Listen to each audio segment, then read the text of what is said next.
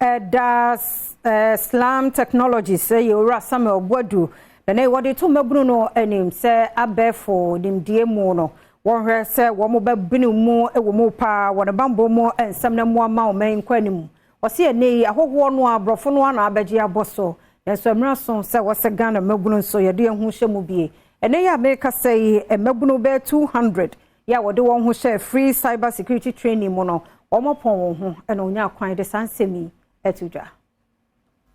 Slam Foundation eye dwumadi a Slam Technologies ase na se dwumadi no eka dwuma omoye so omo chefa omode ebu atemamfo na eno de omohweso mbetete mmabunu no ewo kwan a yefaso de abefo edi dwuma o computer eseye a kwan yefaso esiesie no any social media dwumadi ahodo pi no a mmabunu ahanu ena odo mo fa endetie mu efa potokasam ne yefa ne cyber security kwan a obehwe onso yie ewo ye internet ne so ne bra omuwie dwumadi no kra ena ode eto wona eba dwumadi na se ebi ne se omnyere omho se ne ebeye adwuma omabesua no ebetumi aka omho na aboa amase obabunu ebue wono akasa adwuma no atumi akonkan.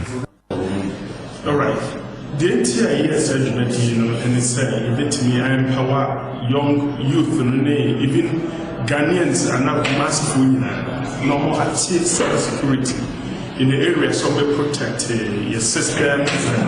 protecting other cyber security. Panyekesi a wada Slam Foundation ano aye Francisca Boache na odebutaye ntia wona ayo madwene se mantemu dunsi e wo magene mu nyina omo ebekọ ho no. The share program we say MPs project